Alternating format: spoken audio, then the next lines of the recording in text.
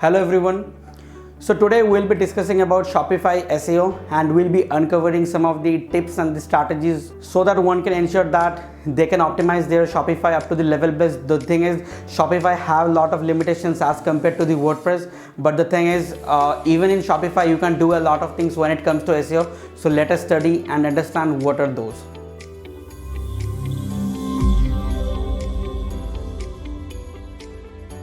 Do you want to run an e-commerce business but you don't have the technical skills to actually make and create an e-commerce website? So here's the answer to it. So you can use Shopify to actually create an e-commerce website with having zero technical skills to actually code or develop an e-commerce website using WordPress or any other CMS. So Shopify is a CMS by itself, but it is mainly specialized in creating e-commerce sites. So if you want to have an e-commerce business or if you want to run an affiliate e-commerce business, perhaps this is the best way for you because Shopify is specialized on that. And there are other websites like WooCommerce and other types of websites which specialize on this, but Shopify is the most popular platform like WordPress or only to develop e-commerce websites for small businesses. Now let's talk about some of the SEO strategies around how you can optimize your SEO strategies for a Shopify site.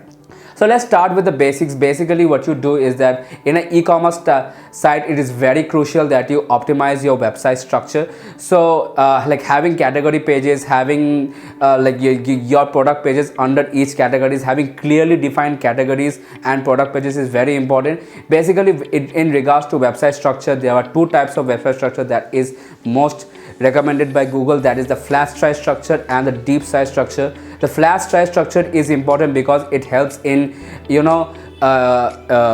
maximizing the crawl efficiency and maximizing the crawl budget. The deep size structure is important in terms of semantic SEO because it helps you to develop more topical depth. But being an e-commerce website, I would suggest that you go for the flat size structure because your website might be very big and it will be very important for you to have a very good crawl budget and have your website indexed within a couple of days. So from an SEO standpoint, I would always suggest that you follow a flat size structure and optimize your category and product pages according to that. Let's talk about user experience. So user experience is, according to the latest Google user experience update, it is vital for you to actually optimize your website for to make sure that the users that are coming to the website have a good click-through experience. So some of the things that you can do for that is that you can improve the page speed of the website. So you can head over to GT metrics to check that your core web vitals are functioning or not.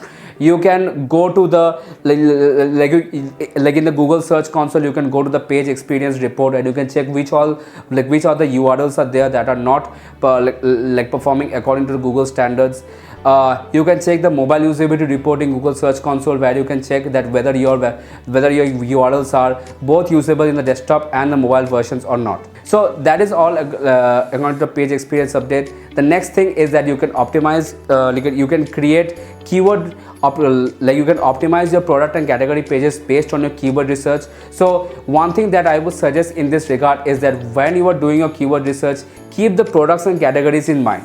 What I do is that I simply make a list of all the categories that are there for your e-commerce store, and I create a spreadsheet, make keep all the categories in specific columns, and under each category I do individual keyword research for each type of products. So at the end of the day, after I have done my keyword research, I have a entire list of keywords based on each product, based upon each category. So this actually helps me in developing a long-term content strategy for, let's say, 1 year, 2 years, so that I can completely cover my niche and I can map each type of keyword to each type of category in my e-commerce website and the product pages as well. The next thing is very important for the e-commerce store is that product page optimization. So optimizing your product listings is very important. Basically what you have to do is that you make sure that all the USPs of the product, all all the important descriptions of the product are mentioned perfectly. Your title, your heading of the product should like the H1 tag of your of your product page should accurately describe the product and should contain the main keyword that you want to, that highlights the product and that you want to rank for in Google. You make sure that you have the proper tags of that product in the product page, the proper meta descriptions, and the main thing for any product page is the price comparison thing. If you have a dynamic website, I highly suggest that you use a software that helps you to dynamically change the pricing of your products, because prices change every day, right? You want to make sure that you have the most competitive pricing in the market. Another thing that I would highly recommend is that make sure you have good reviews on your product. If you sell offline, then I would suggest to let know your offline visitors to your website to leave a review on the product page. Now let's come to how to promote your products of your e-commerce store. There I would suggest that follow a good content strategy. Basically your content, the secret of your content strategy lies on your keyword research. If you have a good topical in-depth keyword research done, that as I just described, you will probably have an entire content plan laid out for the entire year or 1 or 2 years. So you will not have any problem regarding creating content. Now in terms of off-page promotions, have a social media page particular to your niche, create Facebook and Instagram. What I do personally is that I personally have a lot of website out of niche based websites based on furnitures and for furniture, home decor. So what I do for each type of niche, I create social media channel in Facebook and Instagram, and I just simply post pictures of high quality pictures of products. So even Pinterest is a very good place to do product marketing. So what you can do is that you can create a template in Canva, and you can simply use a scheduler app, a social media scheduler, to schedule for 5, 6 or 7, 8 posts in Pinterest promoting that particular type of product with high resolution photos.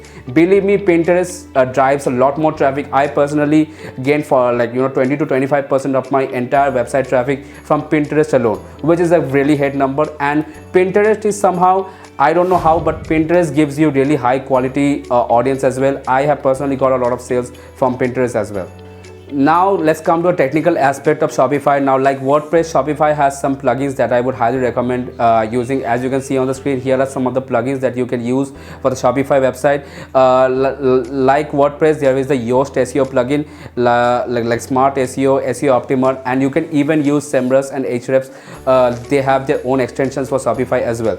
You can try out these extensions. However, I will highly recommend getting the Yoast SEO tool, because it basically is very much important to do some on-page SEO stuffs for your Shopify websites.